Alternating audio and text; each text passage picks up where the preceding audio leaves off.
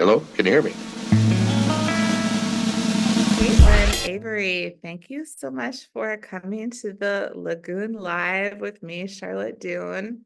I have to say, I don't even know where you're from. So I think we should start with that. And then I want to hear all about your books. And I'm going to let you introduce yourself because I know you'll do more justice to that.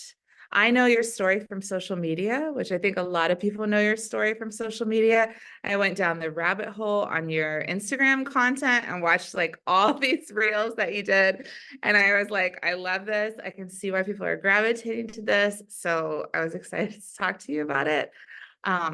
Think we have like lots in common probably. And yeah, let's kick it off and starting with like where you are right now and what you do in all your books and Okay, I voila. am super thrilled to be here. Thank you so much for having me. I am speaking to you from Boston, just outside of Boston, Mass. And I am the author of 5 books. 4 of them are novels. I just released my latest last month.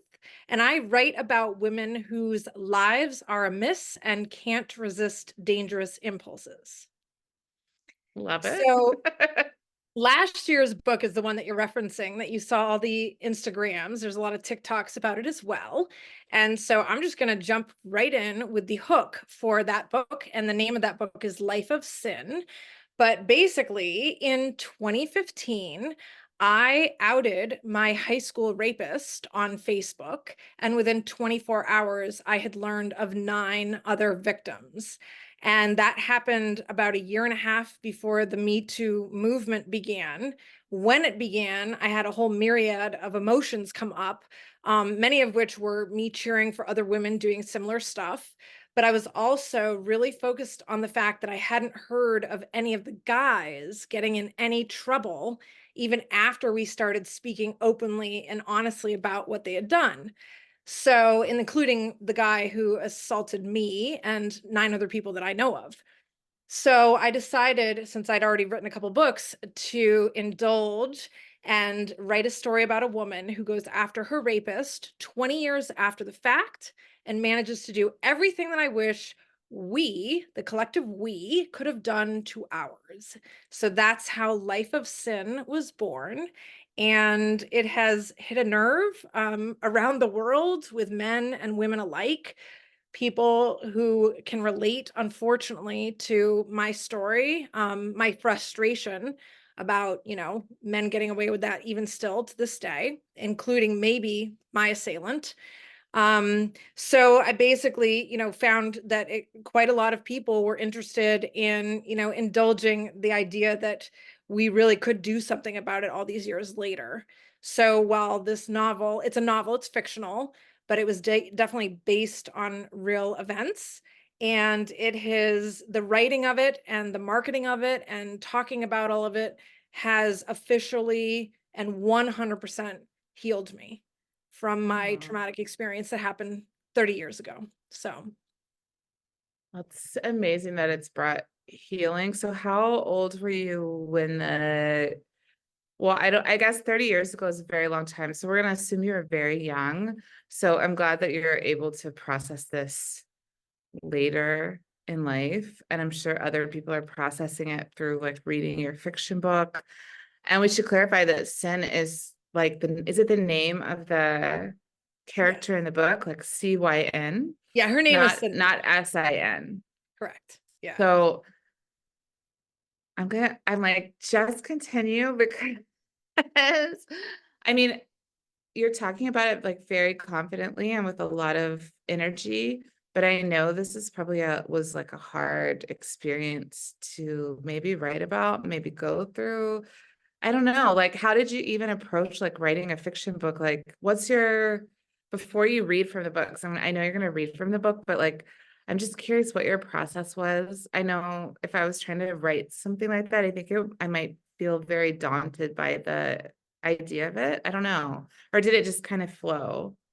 It's really been a 30-year process of one step after another leading to where I am right now in a really miraculous place, in fact. But I actually have been talking about this since the day it happened. I did tell 3 people the day after my assault occurred. I just didn't tell any adults. I didn't tell my Mm, parents, and I definitely did not tell the authorities, mostly because it was the 90s. And what we learned as women was that we were going to be the ones on the stand being accused and being, picked apart about what the scenario was. I was absolutely not ready to sign up for that kind of humiliation. I didn't have any solid proof. And it was only in the years following where I learned of 2 other victims within a couple of years of when it happened to me. So I knew for a long time that he had done it to more than one person. And there were all these stages throughout my life of things that I thought things I wished I could do to him. It mhm. ranged in all different kinds of ways from, announcing it, like getting the word out somehow to the general public to, I fantasized about things, hiring somebody to beat him up. This was like in my 20s when I was a lot Yeah. more immature. And I actually had discussions with one other woman who was not assaulted by him, but it was at her house that he assaulted somebody that she was aware of. So she had a lot of vitriol towards him as well. And anyway, so I have been talking about this for a really long time. And in 2002, I actually wrote a memoir. It was my first book. And the Okay. memoir covered in great detail that traumatic experience. It is not the same experience as the character in Life of Cyn. It's different, but all the same feels are there, and the scenario was similar in that Cyn was assaulted in high school, and I was 17 when it happened to me. So, basically throughout the years, I kept trying to think of what I might be able to do to do anything to, get back at him. When I moved back to the Boston area after many years away, I'd been gone for about 20 years between college and then I lived in California. And one of my big concerns was that I was going to run into my assailant. That had not been a concern when I lived so far away. And it wasn't that I was afraid of what he might do at all. I was more concerned that I was not going to maintain decorum if I ran into Mm, him in public in, I don't know, like a bar setting or something. So I don't remember the exact order of events, but one of the things that happened was my mother died, and my mother had only learned about my assault when she read my memoir. And we had a lot of discussions about why I didn't tell my parents and why I didn't go after him. And one of the things that she said to me when she first found out was that she so wished she could just write a letter to the editor of our town paper and tell the town, about this story. And at that stage I was like, I don't want, no, no, we're not going to do that. That's not okay. So my mother passed away, and I started to hear about Lena Dunham, who was mm, the producer and creator of Girls on HBO. She was in her heyday. And I somehow stumbled across like a little article about her outing her rapist, in social media. And the one thing I noted was that people got behind her. She didn't get in trouble for it. And I kind of assumed it was because she was really popular at the time and had a lot of things going for her.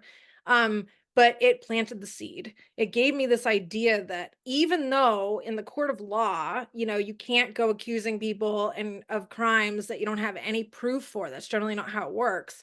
But I figured if my goal was simply to protect others, because I had been concerned that he had just done this repeatedly throughout the years, and I wanted to at the very least get the word out, so amongst just my Facebook friends, so that one, they could be warned about him, and second, mhm, if there were others out there, it would give them some clarification. Because and a lot of times women in assault situations can be a little bit confused as to what actually happened, how to define it.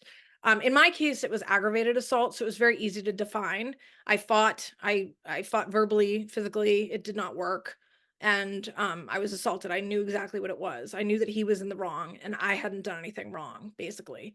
So, yeah, so I started just kind of tossing around ways I might be able to get the word out. And my friend and I, years before, had joked around about putting up a billboard like on the Mass Pike.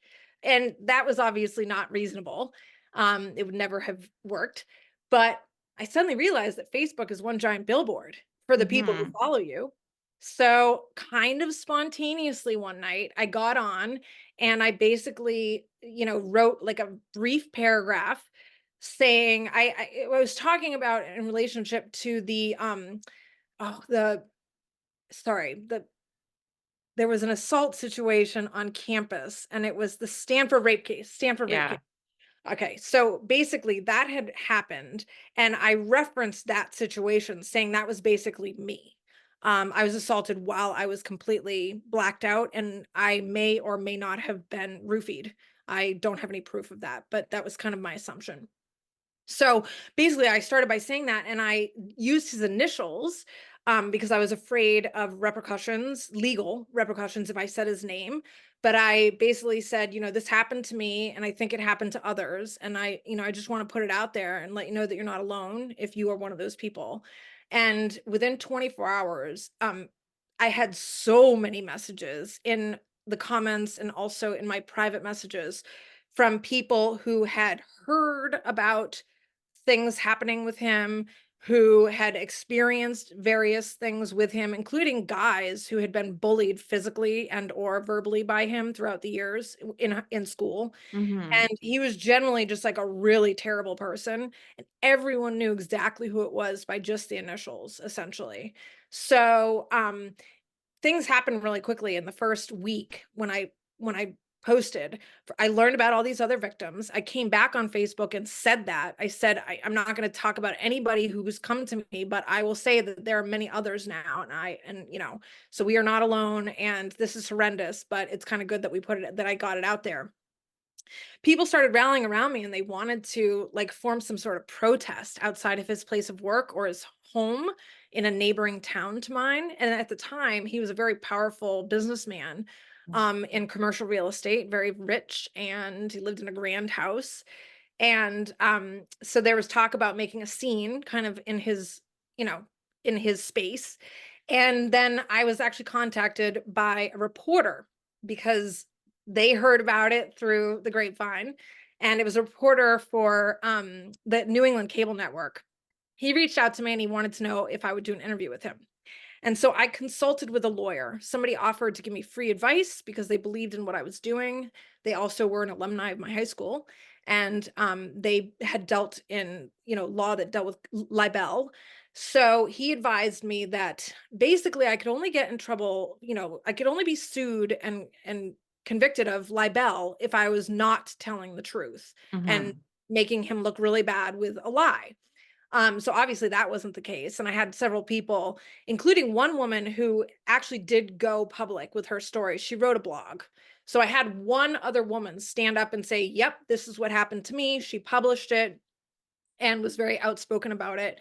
And but the problem is that he said, if you keep going after this guy and you keep kind of like jabbing at him, he will have to respond at some point. It's like backing him into a corner. And it might just come in the form of like a cease and desist letter. But he just said, whatever it is, it's going to draw him into your life. And you have to think about that. Do you want to deal with him and take it further if that's what comes of it? And all the hackles on my body stood up on end. Like I definitely did not want anything to do with him. And all of these things happening within a week's time started giving me a lot of anxiety. I actually I'm had a really sure. I had a bad anxiety attack that landed me in the ER. And it was at that point that I just said, you know what? I've done my part. I do not want to pull him into my life. So I'm going to pull the plug on this. I put one more Facebook post up saying, I managed to do what I came here to do. I want to move on with my life. I'm living a good life, and that's probably the best revenge. So that's it. I'm sorry to all the victims. And then I shut it down publicly, but for months I was getting information from people behind the scenes about him and also about um, their own experiences with him. And it was horrific because I was hearing about very detailed stories that I could not share with anybody. It had to be kept secret. People were telling me in some cases that they'd never told anyone. In fact, they had just been inspired to like tell their husband for the first time or their parents or whatever. and it just got really intense. So I was dealing for quite some time with the repercussions of that. And the thing that was so crazy is that, everything got really intense for me, but as far as I could tell, nothing really got intense for him. His fiance left him because she heard the news. He basically was forced to tell her what was happening on social media, and because it was quite a discussion amongst alumni, it spread like wildfire. And so she left him, and that was like a win.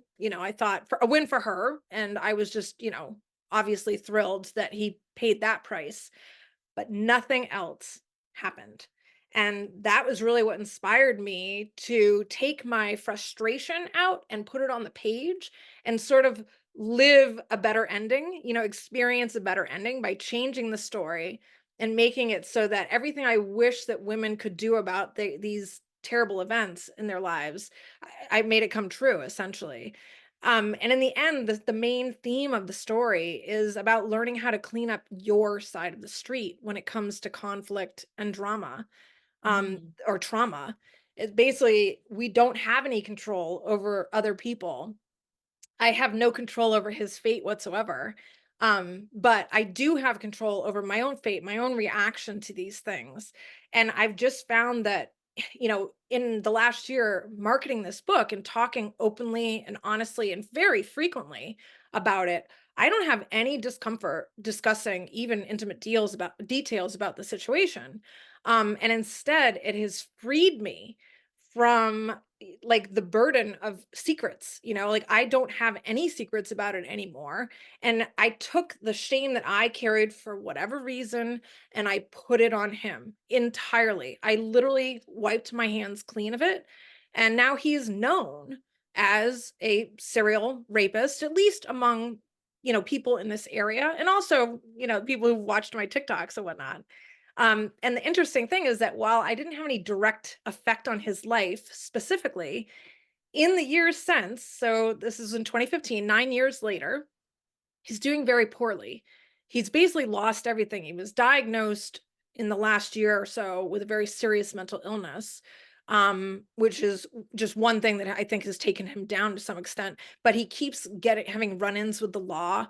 He is living apparently in a shack in a different sort of, not as wealthy town. And I think he's really kind of losing it from what I've heard from people. So I don't really have any fear at all about him coming after me anymore, whereas I did in the early days. Part of my panic in the beginning was that I thought he might come for me either legally or just come find me. Um, I think he's really his roots is coming home to roost. He basically is doing himself in. I don't even think he has any like focus on me whatsoever. I don't know if it's just karma or what, but he's kind of, I don't know, blown up his life to some degree. So that's been kind of an interesting turn of events. Whereas this book has been my most successful book yet.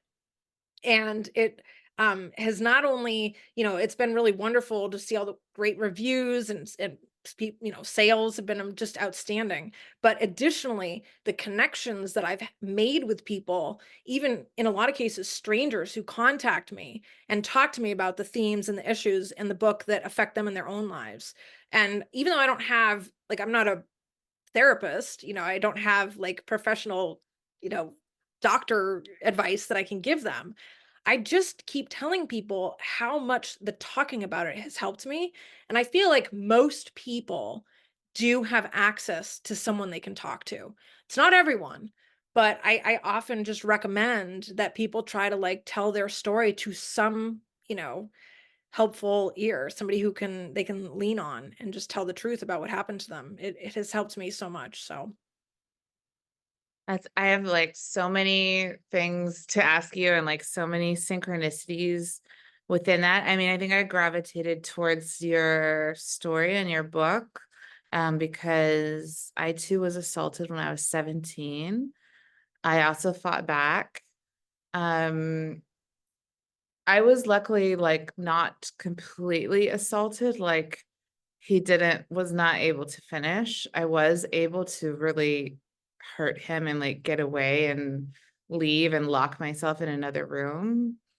But I just like think it's so powerful that you've done this so publicly because I definitely don't I definitely have told, I've been public that that it happens, but I never named the person. I don't know why well, like my close friends and family know, but I feel like I would feel such anxiety like discussing it openly and with the person's name. And in my situation, the person also came to very bad ends.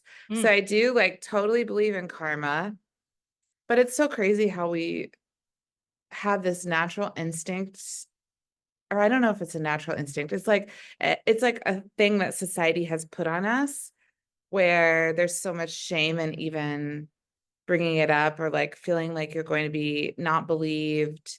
I think I told somebody in the very beginning I wasn't believed, so that Ugh. colored my moving forward. Um so yeah, I just have to applaud you for doing all of this publicly and writing these books and giving people a way to, and it's a lot for you to carry too, I'm sure, to like hear all these stories. I also ended up working many years later, working on a documentary project, like a documentary film project called Slutternut, the Diary of a Rape Trial, about a woman in Canada, Mandy Gray, who set a precedent with her case and came forward very publicly and waived the right to anonymity. But in the process of that, people also came to me with a lot of stories, personal stories. So I know the weight of carrying the stories of strangers, but I love that you channeled that weight into a revenge story because so many of us will never get revenge. Like either revenge isn't possible or the person is dead or we don't know who, like there's so many different scenarios. Some people don't even like know who the person was, though it's rare. We usually know who the person was, but or who the man was. But yeah, I just applaud you for putting that out there and like giving people some kind of satisfaction probably of living vicariously through your fictional character and actually seeking revenge, because I've had those same thoughts of like, oh, I wish that I could just like drive my car over him or like drown him or I mean, this sounds terrible to say, but like, or like, yeah, like see him go to jail or the I love your billboard thing. Like, yeah, put it on a t-shirt. Like you do have these feelings as a victim or as a Yeah. survivor. Like I think many, many women have that feeling, and I'm sure many men who have that feeling as well. Um, It so really is misogyny at its finest, and not so much, I suppose, where men on have assaulted men, but in the case of women having to remain silent, it is so much that society doesn't want us to harm the guy.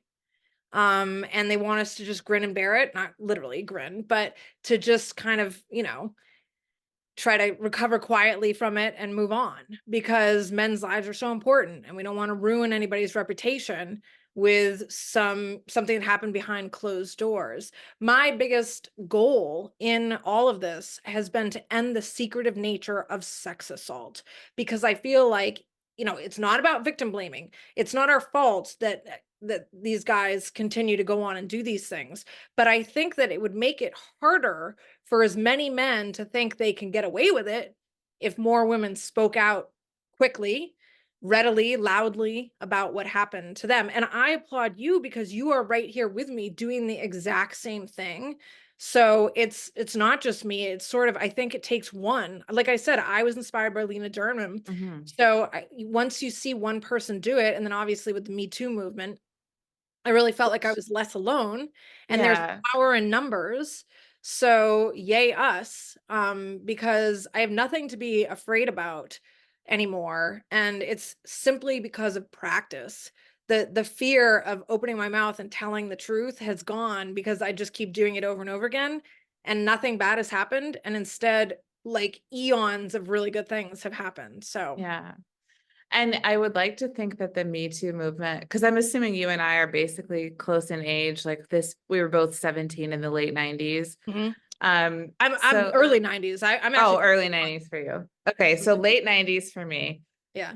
But I would like to think that the Me Too movement has made it easier for women, but I sort of think that it's only just a little bit easier to come forward because there's a backlash to the Me Too movement. There's also all these lawsuits for women that have come forward, and then the men just sue them for slander, which I'm sure is what you were like initially worried about, or libel. So there's defamation lawsuits against women who have come forward. Like we had the whole Amber Heard trial that I think was a step backwards for people. So I actually don't know how much even easier it is for women to not be silent about these types of crimes. I would hope that the situation is, I do think the situation is better now with like the police and with other adults. If you come forward, I think you're more likely to be believed by those around you. But I do still think it's dangerous. And like, I do still feel for young women that are in the situation that we were in because yeah, you do have to worry about the man coming after you, either physically or legally. Like it's still just not very safe. Unfortunately, it's still like really hard, I think. So Yeah, it affects so many people. I mean, you so talk about the many. people who are making false accusations. Generally, I think the number is about 2% of all open accusers, people who actually make a stink about it and accuse someone are proven to be liars. That's 2% of only the women who are saying that they were assaulted. And that is such a tiny percentage Yeah, of that's all the like the people. margin of error. That Yeah, could be the margin of error. So exactly. but yeah, I do think there is that backlash. And I think it's also powerful to have a fiction like these fictional role models because it lets people kind of imagine themselves in the other person's shoes and to just have like an escape.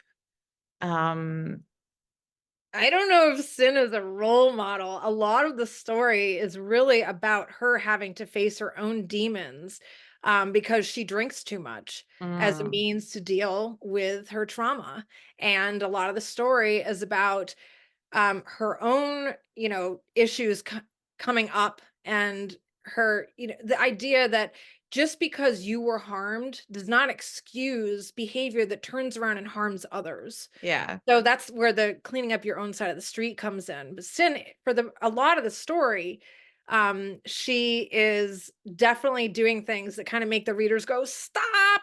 No, don't Or do that." like a cathartic, like somebody to, because I mean, also that's a common thing too, Yeah. for Yeah. people to use alcohol or drugs to escape from trauma. So I think that's also a super relatable thing to have happen that so many women have gone through. And men, I have been sober for coming up on 10 years, but it's not my first rodeo. I actually got sober at the age of 18, 1 year after my assault. There is a link between those two situations. I believe I'm an alcoholic. I would have been an alcoholic either way. I believe that I hit my quote unquote rock bottom real fast after my assault.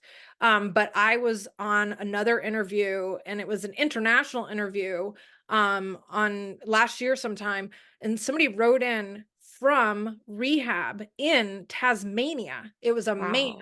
who was the same age as I am, and he said he had been in rehab many times. He was really hoping to get it this time, but he had never it had never occurred to him that maybe some of his alcohol abuse was related to the fact that he had been molested when he was a young man.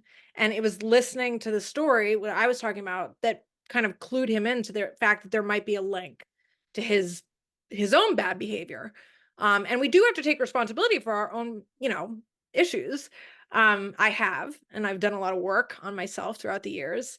So it's like when people get in touch with me, they're not just talking to me about assault. It's sometimes people talking about how they see themselves in the character and they want to try to stop doing, following their addictive path, basically. Wow. How did you?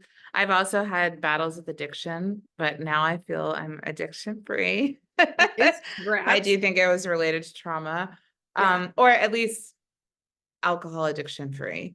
Have my other addictions, like social media and Oh, yeah. bread.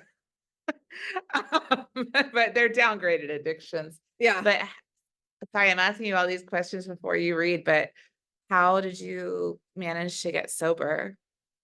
The first time around, I hit rock bottom like like a rocket going the wrong way. I essentially, and it was really kind of ironic because in high school, I had a lot of things going for me, like resume wise. I was really involved in sports. I was the captain of two different teams. I started in the school play. I had great grades. I got in my top choice college.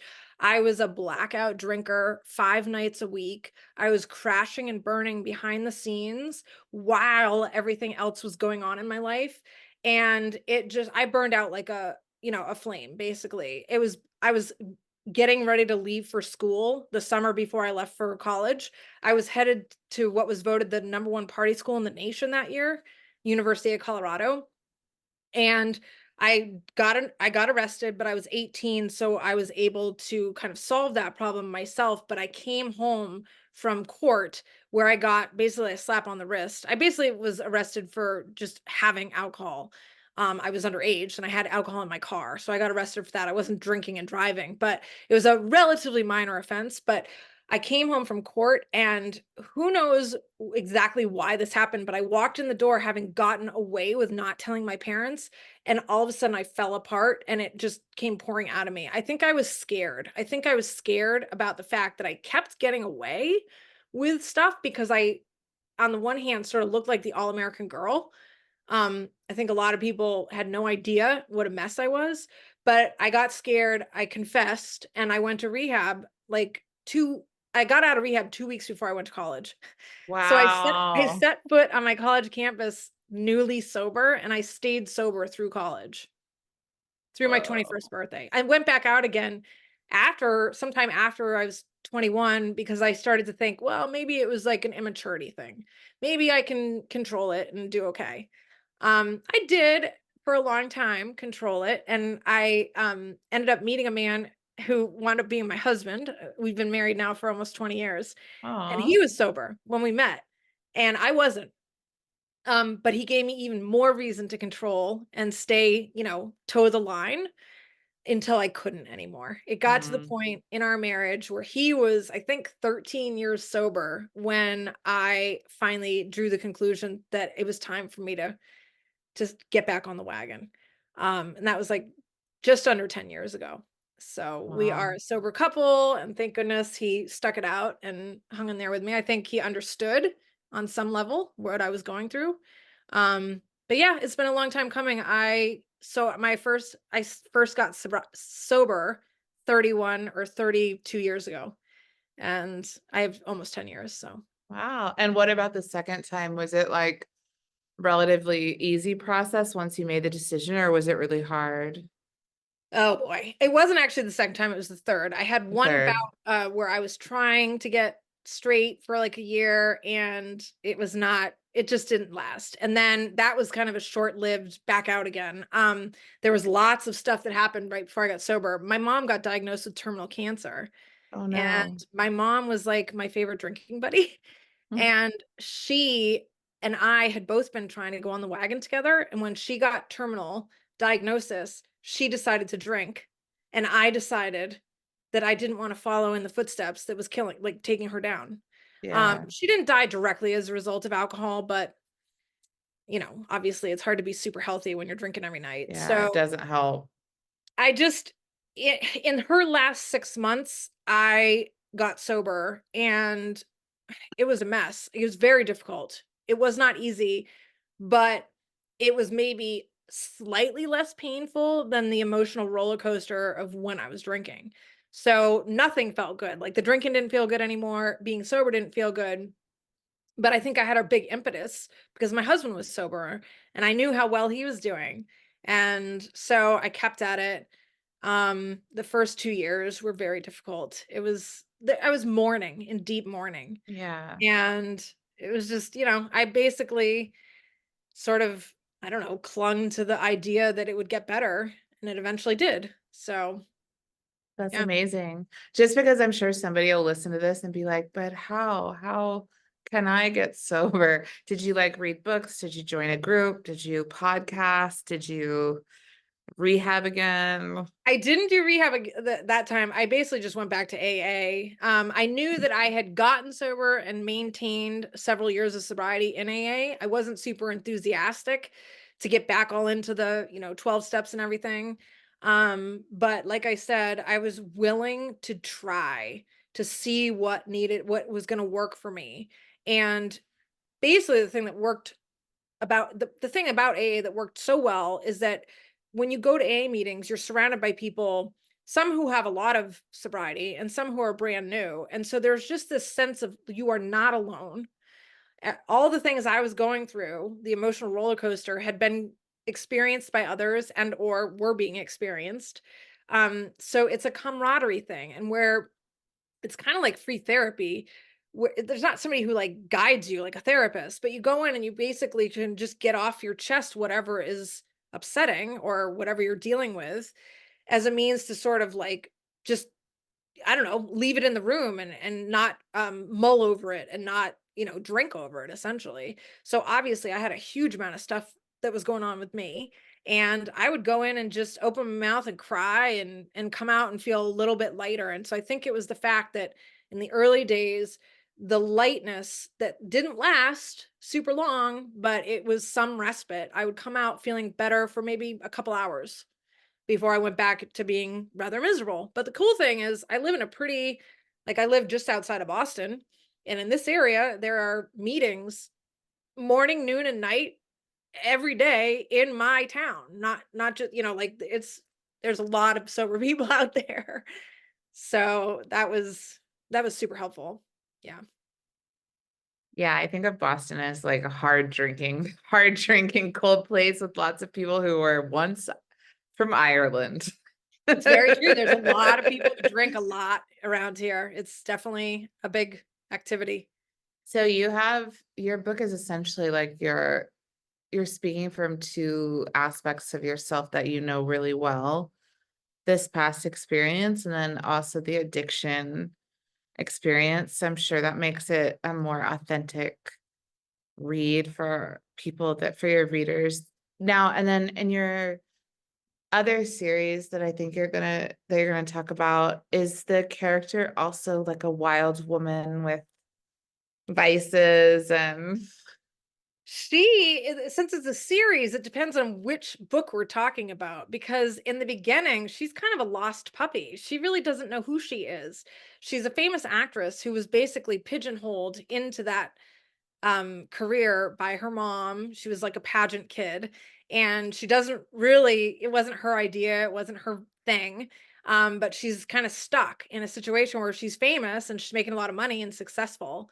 But her sister is a wild woman. And her sister has been living her life the way she wants to live it forever and a day. And they go on a vacation together, partially because the main character wants to get out of town for a while to get out of the public eye. So they go on a trip where she can kind of hide out in Mexico with her sister and a friend. And they run into a problem when they cross paths out in the middle of the desert. They cross paths with the drug cartel.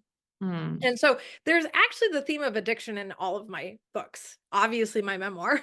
And then in this story, one of the characters has a problem with addiction. It's not the main character, but the main character's mother has some problems with alcohol. So she sort of understands. But there's definitely that running theme. And so anyway, they go to Mexico, and they, in some ways, she really is inspired to like do things differently when she gets back home and try to be a stronger person and stand up for herself and commit to living a life that she wants to live.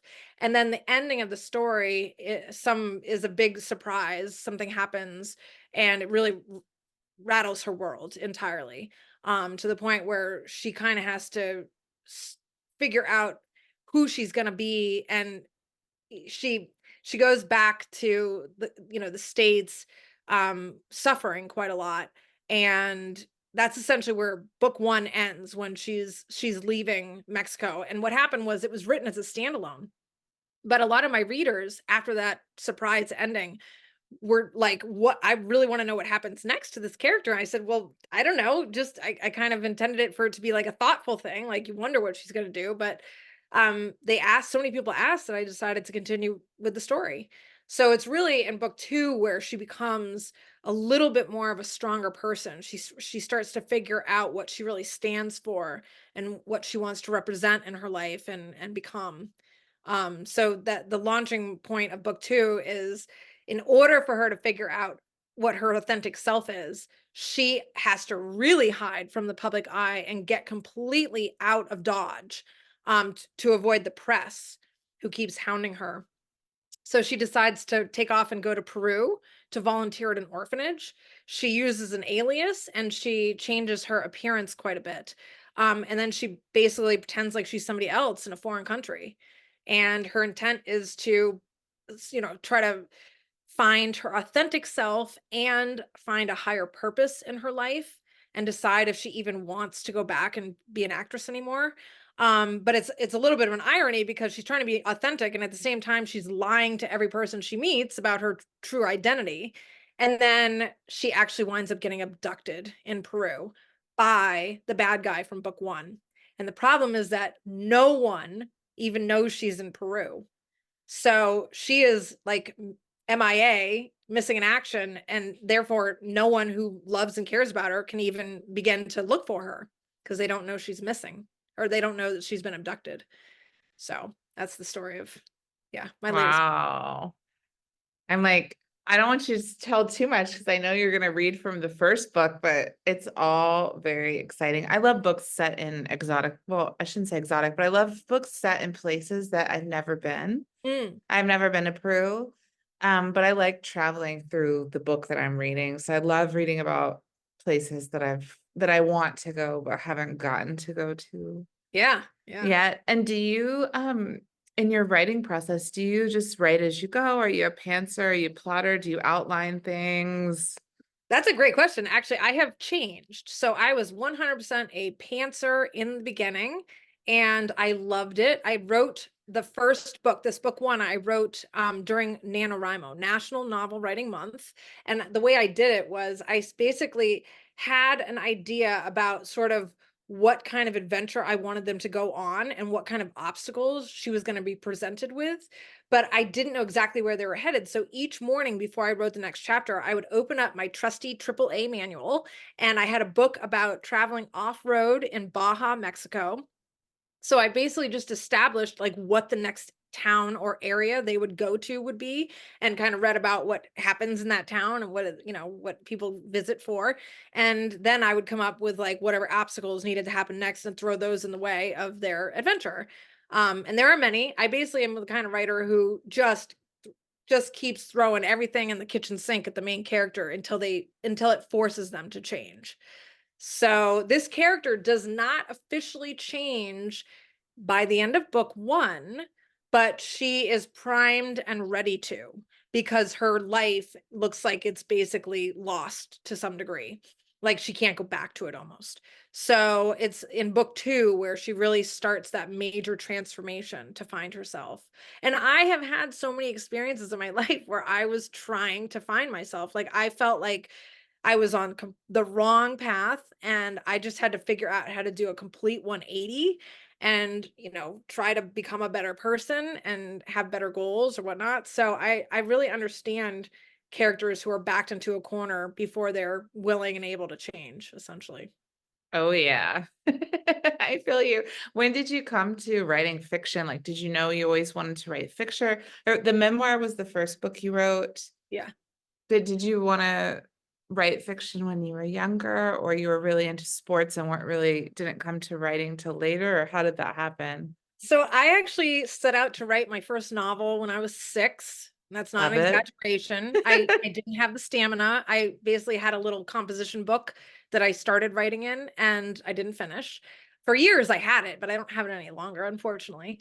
At the age of 10, I started writing poetry and it's because I was a really like thoughtful kid who had a lot of anxiety and I really understood that getting words out on paper was a relief to me. So it was like writing under the covers with a flashlight because my parents, had a certain bedtime for me.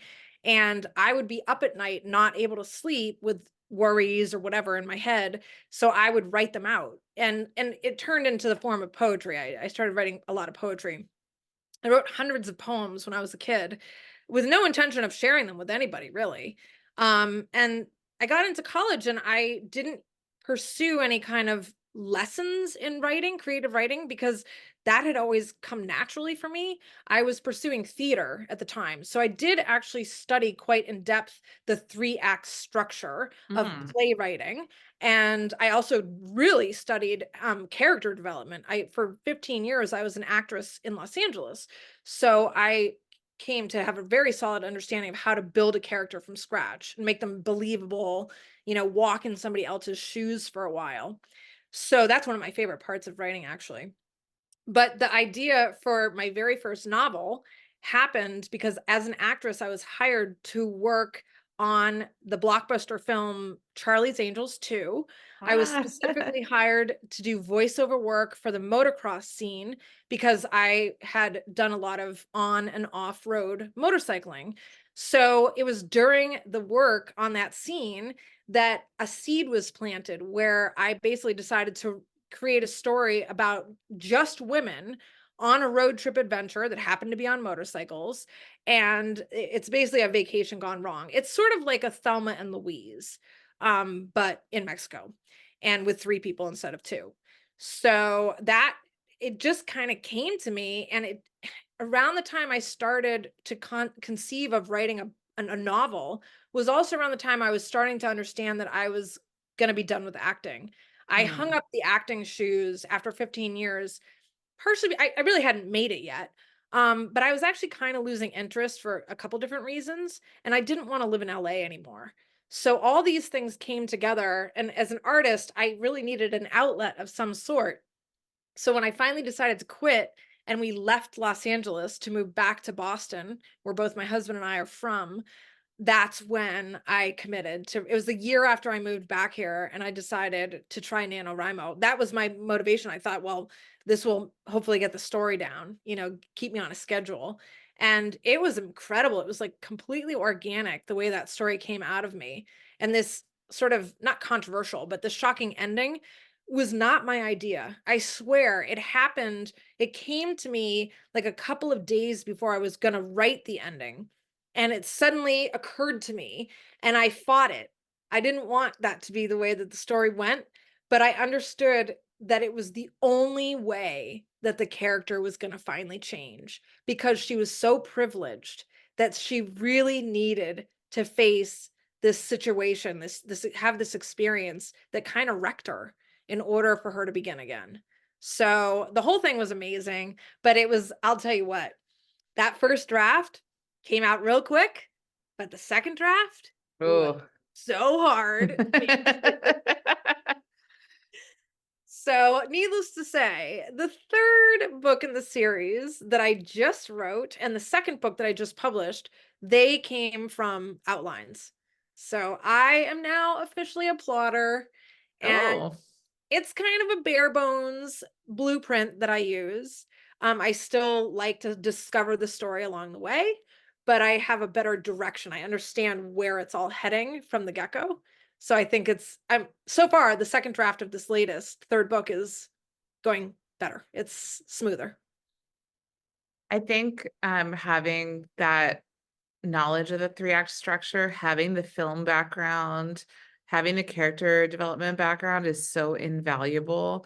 I think that people that, work in both film and fiction tend to have a very good grasp on keeping the reader turning the page, which is one of the not the easiest thing that writers have to do. I feel some new writers might struggle with that, but I bet having that storytelling film background really helps. I see my books like a film when I write them. Yeah. The whole thing plays out in my head. Um, so it's really fun. I love writing first drafts. It's like my favorite part of the process. And when it comes to character development, it's so awesome to be a writer because once I create a character, it's permanently down on the paper. When I used to put in hours of work creating a character for an audition and Oh, I didn't get the part, it was then like, it's gone. goodbye, all that work. No one's ever going to see it besides the people I auditioned for. It was really sad to constantly have it just shut down. And I had many more rejections. I lost many more opportunities than I actually had. So there was a lot of, the characters that I had to say goodbye to, but not this one. And I'm, like I said, I'm coming up on this is the third and final book, and I think it's going to be hard to say goodbye. Maybe you'll write more. Maybe you'll do a fourth. I could. Well, we're almost at an hour because I feel like I could talk to you for a long time because I also wrote poetry and books as a kid. And I didn't work as an actress, but I worked as a documentary editor. So I think I take some of that storytelling. I'm thinking about sometimes the editing, the film when I'm writing the book. Like Mm, we're in the establishing scene. yeah. We need to like have, break into the second act. Like Yep. I'm thinking in acts also, so I could keep talking to you for hours. But I want to let you read from Life of Cyn and then also from maybe like from the newest book. That would be awesome. I would love to. Yeah. And I love your covers too. You have great covers. I don't know if you have them around. Do you want to show Yeah, the so cover? I'll show you Life of Cyn. I know it's in reverse, unfortunately, but yeah, so Cyn stands for Cynthia, and this cover was created by somebody outside of Boston who is a wonderful cover designer. And the idea here was the leaf that is barely hanging on to the branch. And in the beginning, the idea is that the reader's supposed to sort of think that Cyn is like the leaf, like she's barely hanging in there. She's, on the verge of like death and, falling to her death, whatever.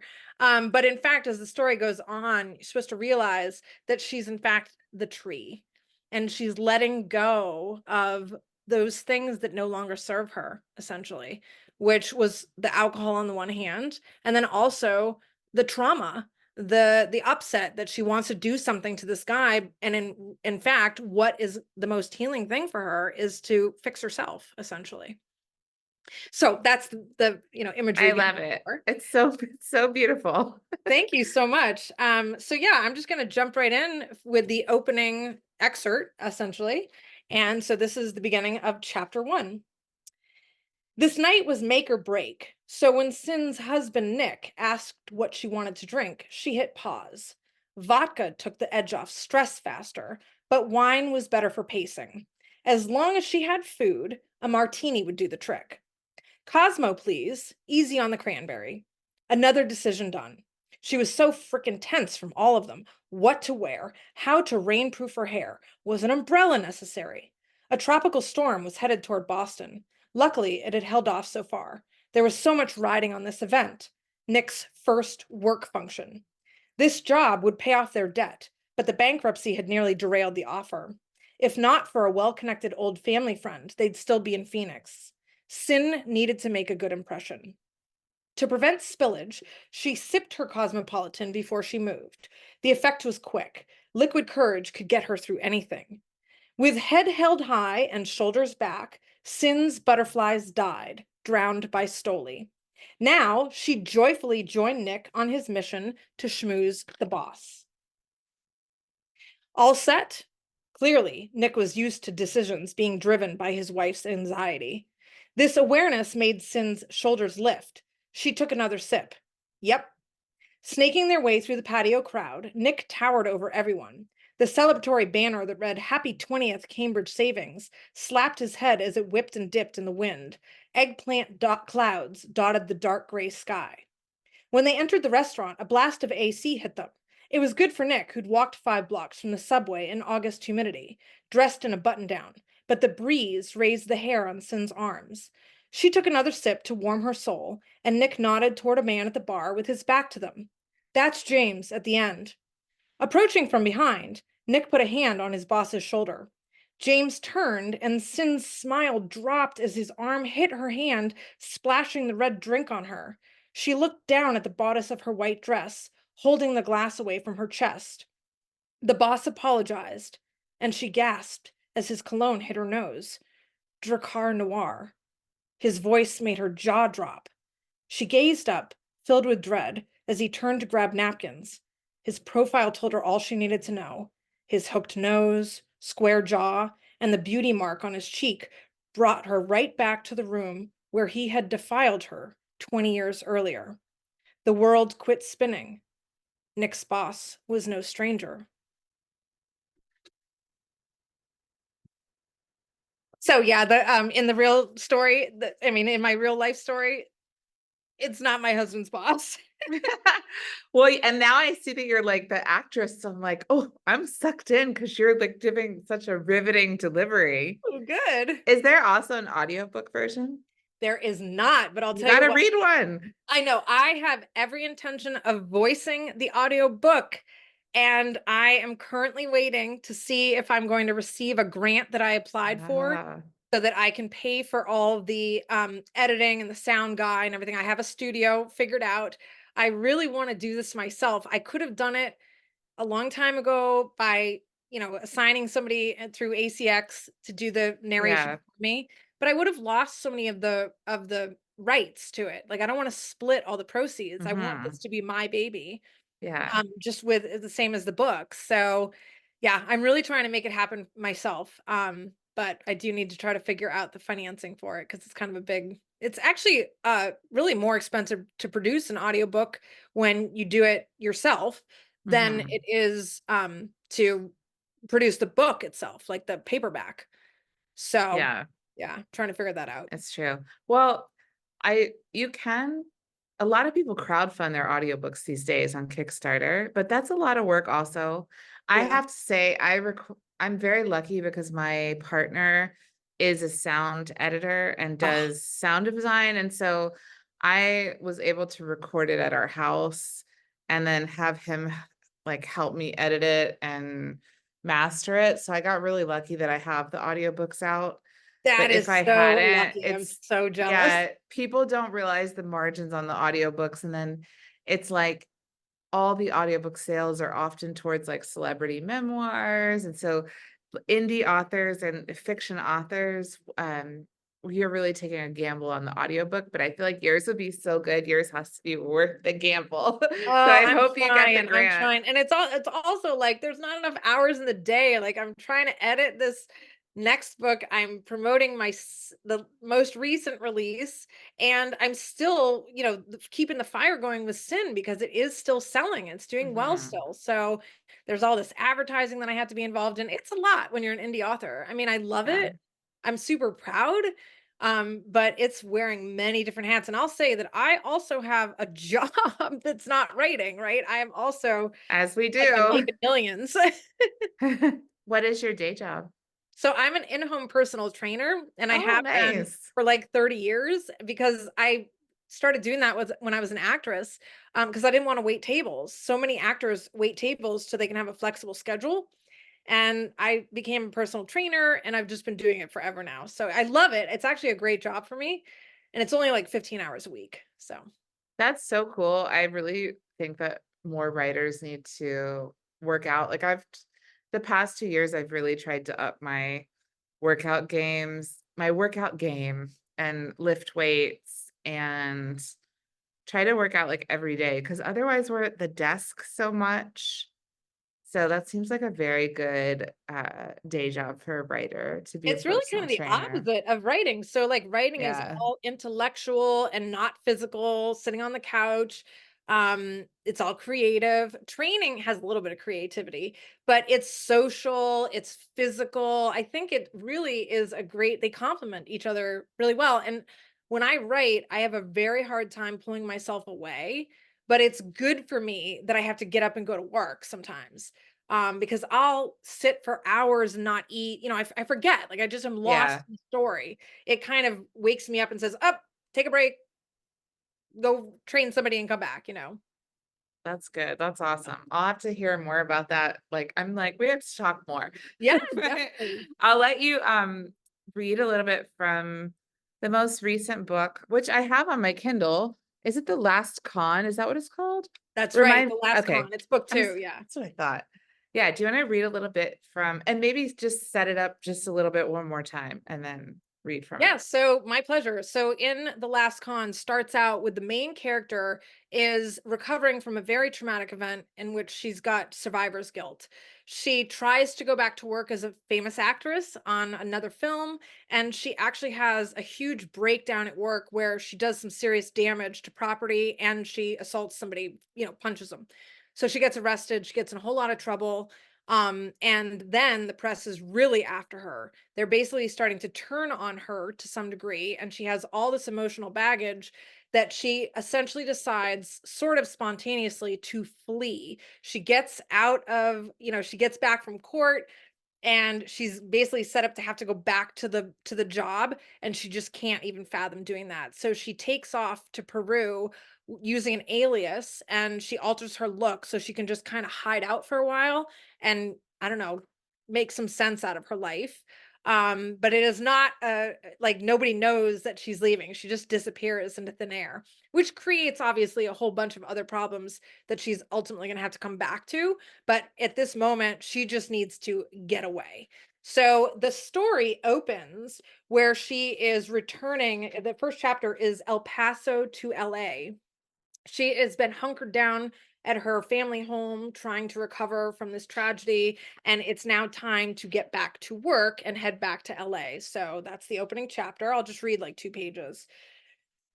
Sweat sprouted along Kat's spine as she hauled a trunk full of survivor guilt through El Paso Airport on her way to LA.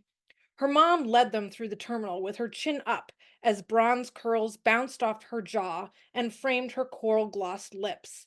Shoulders back, Mom lifted her chest. Kat modeled this command out of habit, but the second her mom looked ahead, the slump won.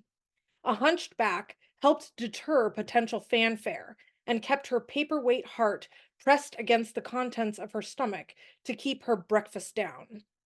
Praying nobody noticed her as she snuck through the terminal, Kat's eyes bore through the floor beneath the brim of her hat.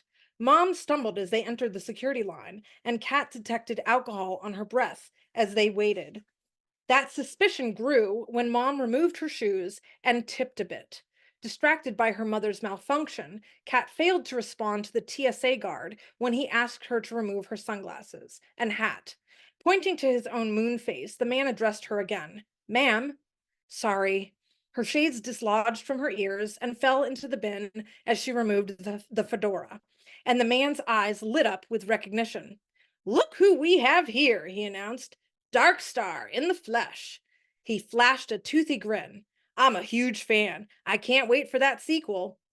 Sorry for the delay, was her canned response. I'm rooting for you. His Texas drawl felt like a bear hug. Take care of yourself, you hear? Kat thanked him with a barely there smile and moved toward the metal detector. Why do you look so depressed? Mom asked as they slipped on their shoes. Kat rolled her eyes in her mind. Do you really have to ask? Misery is a choice. We're headed to the happiest place on earth. That's Disneyland, Mom, not Los Angeles. Well, fake it till you make it. Mom's brows had been stuck in a clownish arch since her facelift, but funding that manufactured look of elation was low on Kat's list of regrets.